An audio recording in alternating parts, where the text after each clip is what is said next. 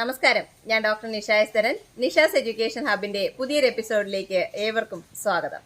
MG യൂണിവേഴ്സിറ്റിക്കും Calicut യൂണിവേഴ്സിറ്റിക്കും ശേഷം ഇപ്പോൾ ആദ്യമായിട്ട് കേരള യൂണിവേഴ്സിറ്റിയാണ് അടുത്ത ആപ്ലിക്കേഷൻ സ്വീകരിച്ചു തുടങ്ങിയിരിക്കുന്നു എന്ന് പറയാറായിട്ടില്ല. ഇന്ന് തന്നെ സ്വീകരിച്ചു തുടങ്ങും എന്നാണ് അറിയാൻ കഴിയുന്നത്. ഇന്നലെ പത്രക്കുറിപ്പിൽ വന്നിരുന്നു ആപ്ലിക്കേഷൻ സ്വീകരിച്ചു തുടങ്ങിയെന്ന്. പക്ഷേ ഇതുവരെയും സൈറ്റിനകത്ത് നമുക്കത് അപ്ലൈ ചെയ്യാൻ കണക്കിന് ആക്റ്റീവ് ആയിട്ടില്ല. ഇന്ന് തന്നെ റെഡിയാകും എന്ന് പ്രതീക്ഷിക്കുന്നു. എന്തായാലും കാത്തിരുന്നത് പോലെ കേരള യൂണിവേഴ്സിറ്റി 2025-27 2 വർഷത്തെ കോഴ്സ് ആയതുകൊണ്ട് 25-27 വിദ്യാർത്ഥികൾക്ക് വേണ്ടിയിട്ടാണ് ഇപ്പോൾ ആപ്ലിക്കേഷൻ ഇൻവൈറ്റ് ചെയ്തേക്കുന്നത്. നേരത്തെ പറഞ്ഞിരുന്നത് പോലെ തന്നെയാണ് എല്ലാ കാറ്റഗറിയിലേക്ക് അപ്ലൈ ചെയ്യുന്നവരും, അത് ജനറൽ കാറ്റഗറിയിലേക്ക് ആയാലും റിസർവേഷൻ ആയാലും മാനേജ്മെന്റ് സീറ്റ് ആയാലും കമ്മ്യൂണിറ്റി കോട്ടയാണെങ്കിലും അതുപോലെ ടീച്ചേഴ്സിന്റെ റിസർവേഷനോ ലക്ഷദ്വീപ് റിസർവേഷനോ ട്രാൻസ്ജെൻഡർ റിസർവേഷനോ അതുപോലെ ഏതെങ്കിലും സ്പോർട്സ് കോട്ടയിൽ വരുന്നവരും ഒക്കെ ഏത് കാറ്റഗറിയിൽ അപ്ലൈ ചെയ്യുന്നവരാണെങ്കിലും ശരി ഓൺലൈനായിട്ട് ഈ ഒരു ആപ്ലിക്കേഷൻ സബ്മിറ്റ് ചെയ്യേണ്ടത് അത്യാവശ്യമാണ്. മാനേജ്മെന്റ് കോട്ടയിലേക്ക് അപ്ലൈ ചെയ്യാനായിട്ട് പലരും മാനേജ്മെന്റിലെ സമീപിച്ച് അവരുടെ ഫോമൊക്കെ ഫില്ല് ചെയ്ത് കൊടുത്തിട്ടുള്ളത് കൊണ്ട് ഇനി ഇത് വേണ്ടല്ലോ എന്ന് വിചാരിക്കരുത്. ഓൺലൈൻ രജിസ്ട്രേഷൻ നടത്തി ഓൺലൈനിന്റെ ആപ്ലിക്കേഷൻ നമ്പരും അതുപോലെ തന്നെ ഫീസ് അടച്ച റെസിപ്റ്റും ഉണ്ടെങ്കിൽ മാത്രമേ നമുക്ക് മാനേജ്മെന്റ് കോട്ടയിലാണെങ്കിലും അഡ്മിഷൻ എടുക്കാൻ സാധിക്കുകയുള്ളൂ. ആ കാര്യം പ്രത്യേകം ശ്രദ്ധിക്കുക. പലരും ഇപ്പോഴും കഴിഞ്ഞ വർഷമൊക്കെ തന്നെ പലർക്കും അബദ്ധം പറ്റിയിട്ടുള്ള ഒരു കാര്യമാണ്. മാനേജ്മെന്റ് കോട്ടയ്ക്ക് ഓൾറെഡി ബുക്ക് ചെയ്തു എന്ന് കരുതിയിട്ട് രജിസ്ട്രേഷൻ ചെയ്യാതിരുന്നു കഴിഞ്ഞാൽ നമുക്ക് അഡ്മിഷൻ എടുക്കാൻ സാധിക്കത്തില്ല. നമ്മളിപ്പോൾ ചെയ്യേണ്ടത് യൂണിവേഴ്സിറ്റിയുടെ സൈറ്റിനകത്ത് കേരള യൂണിവേഴ്സിറ്റിയുടെ അഡ്മിഷൻ പോർട്ടലിനകത്ത് നമുക്ക് BEdന്റെ ഓപ്ഷൻ ആക്റ്റീവ് ആകുന്നതോടുകൂടി ഇന്ന് വൈകുന്നേരം തന്നെ ആക്റ്റീവ് ആവും എന്നാണ് അറിയാൻ കഴിയുന്നത്. ഇല്ലെങ്കിൽ 2-3 ദിവസം നമുക്ക് ജൂൺ 22 വരെയാണ് ഇപ്പോൾ ആദ്യത്തെ ഷെഡ്യൂൾ വന്നേക്കുന്നത്. അത് 1-2 പ്രാവശ്യം കൂടി എക്സ്റ്റെൻഡ് ചെയ്യാനുള്ള ഒരു സാധ്യത എല്ലാം ഇപ്പോൾ ഉള്ളതുപോലെ ഉണ്ട്. അപ്പം അതുകൊണ്ട് സമയമുണ്ട്. വളരെ ധൃതി കൂട്ടാതെ വ്യക്തമായിട്ട് പ്രോസ്പെക്ടസ് ഒക്കെ വായിച്ച് മനസ്സിലാക്കി അതിനനുസരിച്ച് വേണം അപ്ലൈ ചെയ്ത് തുടങ്ങാനായിട്ട്. കേരള യൂണിവേഴ്സിറ്റിയെ സംബന്ധിച്ച് നമ്മൾ കഴിഞ്ഞ തവണത്തെ പരിഗണിക്കുകയാണെങ്കിൽ ആദ്യമേ തന്നെ ഫീസ് അടച്ചതാണ് വേണം നമ്മൾ സൈറ്റിനകത്ത് ജോയിൻ ചെയ്യാനായിട്ട്. എന്നിട്ട് ശേഷം വേണം നമ്മൾ ബാക്കി കാര്യങ്ങളൊക്കെ തന്നെ ഫില്ല് ചെയ്യേണ്ടി വരുന്നത്. എല്ലാ യൂണിവേഴ്സിറ്റികളെയും പോലെ അവസാനമല്ല നമ്മൾ ഫീസ് അടയ്ക്കുന്നത്. കേരള യൂണിവേഴ്സിറ്റിക്ക് നമ്മൾ ഫീസ് എൻ്റർ ചെയ്ത് കഴിഞ്ഞ് സ്ലിപ്പൊക്കെ എടുത്തതിന് ശേഷമാണ് ബാക്കി ഡീറ്റെയിൽസ് എൻ്റർ ചെയ്യേണ്ടത്. അപ്പോൾ 1000 രൂപയാണ് ജനറൽ കാറ്റഗറിക്കാർക്ക്, അതുപോലെ റിസർവേഷൻകാർക്ക് 580 രൂപ വരുന്നുണ്ട് SC/ST-കാർക്ക്. ഇനി പ്രധാനമായിട്ട് നമ്മൾ ശ്രദ്ധിക്കേണ്ടത് ഓരോ പോർഷനും നമ്മൾ ഫില്ല് ചെയ്യുന്നതിനനുസരിച്ച് വ്യക്തമായി സേവ് ചെയ്ത് തന്നെ പോകണം. നമുക്ക് ആപ്ലിക്കേഷൻ സ്വീകരിക്കുന്നതിൻ്റെ അവസാന ദിവസം വരെ നമുക്ക് എഡിറ്റ് ചെയ്യാനുള്ള ഓപ്ഷൻ ഉണ്ടായിരിക്കും. അപ്പോൾ അതുകൊണ്ട് പ്രത്യേകിച്ച് എഡിറ്റിങ്ങിൻ്റെ ഒരു ഡേറ്റോ അതിനു വേണ്ടിയോ നമ്മൾ കാത്തിരിക്കേണ്ട. അവസാനം വരെ നമുക്ക് എഡിറ്റ് ചെയ്യാനുള്ള ഒരു ഓപ്ഷൻ ആക്റ്റീവ് ആയിരിക്കും എന്ന് പറയുന്നുണ്ട്. അത് നമുക്ക് ശ്രമിച്ച് നോക്കണം. അത് സൈറ്റ് ഓപ്പൺ ആയതിനു ശേഷമേ അതിനെക്കുറിച്ച് ബാക്കി ചിന്തിക്കാനായിട്ട് സാധിക്കുന്നുള്ളൂ. അപ്പോൾ ഈ ഒരു ഫീസ് ഒടുക്കി നമ്മൾ ആപ്ലിക്കേഷൻ ഫില്ല് ചെയ്ത് തുടങ്ങിയാൽ 20 കോളേജ് വരെ സെലക്ട് ചെയ്യാം എന്നുള്ളതാണ് കേരള യൂണിവേഴ്സിറ്റിയിൽ. നമുക്ക് 20 കോളേജുകൾ സെലക്ട് ചെയ്യുമ്പോൾ പ്രധാനമായിട്ടും ശ്രദ്ധിക്കേണ്ട 1-2 കാര്യങ്ങൾ ആദ്യമേ തന്നെ പറയാം.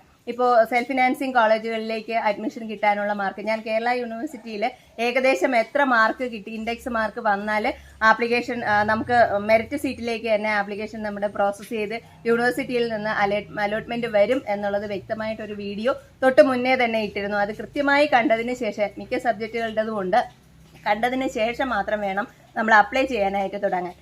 ഗവൺമെന്റ് സീറ്റ് കോളേജിലേക്കോ അല്ലെങ്കിൽ എയ്ഡഡ് കോളേജിലേക്കോ ഒക്കെ മെറിറ്റ് സീറ്റിൽ കിട്ടില്ല എന്ന് ഉറപ്പുള്ളവർ ഫസ്റ്റ് ചോയ്സ് അത് വെച്ചിട്ട് ആദ്യത്തെ അലോട്ട്മെന്റിൽ നിന്ന് പുറത്താകാതെ സൂക്ഷിക്കുക. നമുക്ക് മാർക്ക് കുറവാണ്, നമ്മുടെ ഒരു ഏകദേശം ഇൻഡെക്സ് മാർക്ക് ഒന്ന് ആലോചിച്ചതിന് ശേഷം നമ്മൾ കോളേജ് സെലക്ട് ചെയ്യുന്നതായിരിക്കും നല്ലത്. കാരണം പലർക്കും ഫസ്റ്റ് ചോയ്സ് ഒരു സെൽഫ് ഫിനാൻസിങ് കോളേജ് തൊട്ടടുത്തൊക്കെ ഉള്ളത് വെച്ച് കഴിഞ്ഞാൽ ആദ്യത്തെ അലോട്ട്മെന്റിൽ തന്നെ കിട്ടും. ഡിഗ്രിയുടെ പോലെ 3, 4, 5 അലോട്ട്മെന്റ് ഒന്നും വരുന്നില്ല. ആദ്യത്തെ 1, 2 അലോട്ട്മെന്റ് കൊണ്ട് തന്നെ ആദ്യത്തെ അലോട്ട്മെന്റിൽ തന്നെ ഏകദേശം സീറ്റും ഫില്ലാവും. പിന്നെ വളരെ കുറച്ച് തുച്ഛമായ സീറ്റുകൾ മാത്രമേ സെക്കൻഡോ തേർഡിലേക്കേ പോകുന്നുള്ളൂ. അപ്പോൾ ആ ഒരു കാര്യം കൂടി മനസ്സിൽ ഓർത്തുകൊള്ളുക. ഫസ്റ്റ് അലോട്ട്മെന്റ് എന്ന് നമ്മൾ പുറത്താവാതെ ശ്രദ്ധിച്ചാൽ വളരെ നല്ലതായിരിക്കും. മാർക്ക് കുറഞ്ഞവർ ആദ്യത്തെ ഫസ്റ്റ് ചോയ്സ് വെച്ചങ്ങ് പോസ്റ്റിംഗ് ആയി കഴിഞ്ഞു കഴിഞ്ഞാൽ പിന്നീട് നമുക്ക് മാർക്ക് കൂടുതലുണ്ട് എന്നെങ്കിൽ പോലും ആ കോളേജിലേക്ക് നമുക്ക് പ്രവേശനം കിട്ടണമെന്നില്ല. അപ്പോൾ അതുകൊണ്ട് വളരെ സൂക്ഷിച്ച് വേണം ഓപ്ഷൻ സെലക്ട് ചെയ്യാനായിട്ട്. ട്രയൽ അലോട്ട്മെന്റ് വരുമ്പോഴൊക്കെ വളരെ വ്യക്തമായിട്ട് കോളേജുകളുടെ മാർക്കുകളൊക്കെ തന്നെ പരിശോധിച്ചതിന് ശേഷം വേണം നമ്മൾ ഓപ്ഷൻ കംപ്ലീറ്റ് ചെയ്യാനായിട്ട്. ഈ ഒരു കാര്യം പ്രത്യേകം ശ്രദ്ധിക്കണം. പിന്നെ ഇപ്പോൾ നമ്മുടെ മാർക്ക് ലിസ്റ്റുകൾ ഒന്നും തന്നെ നമ്മൾ അപ്ലോഡ് ചെയ്യേണ്ട, വേറെ ഒന്നും തന്നെ അപ്ലോഡ് ചെയ്യേണ്ട. അതൊക്കെ തന്നെ നമ്മുടെ ഇന്റർവ്യൂവിന്റെ സമയത്തായിരിക്കും അവർ വെരിഫൈ ചെയ്യുന്നത്. ഇപ്പോൾ മാർക്ക് മാത്രമേ എൻ്റർ ചെയ്യുക. അതും കേരള യൂണിവേഴ്സിറ്റിയിലൊക്കെ തന്നെ പഠിച്ചവരാണെങ്കിൽ അവരുടെ രജിസ്റ്റർ നമ്പർ എൻ്റർ ചെയ്യുമ്പോൾ തന്നെ ഓട്ടോമാറ്റിക്കായിട്ട് മാർക്ക് അപ്ലോഡ് ചെയ്ത് വരുന്നുണ്ട്. അപ്പോൾ ആ ഒരു വ്യത്യാസം വരുന്നില്ല. പിന്നെ മറ്റുള്ള യൂണിവേഴ്സിറ്റികളിൽ നിന്നൊക്കെ തന്നെ അഡ്മിഷൻ എടുക്കുന്നവർ അവരവരുടെ ഗ്രേഡിംഗ് സിസ്റ്റം ഏതാണോ അത് സെലക്ട് ചെയ്യണം.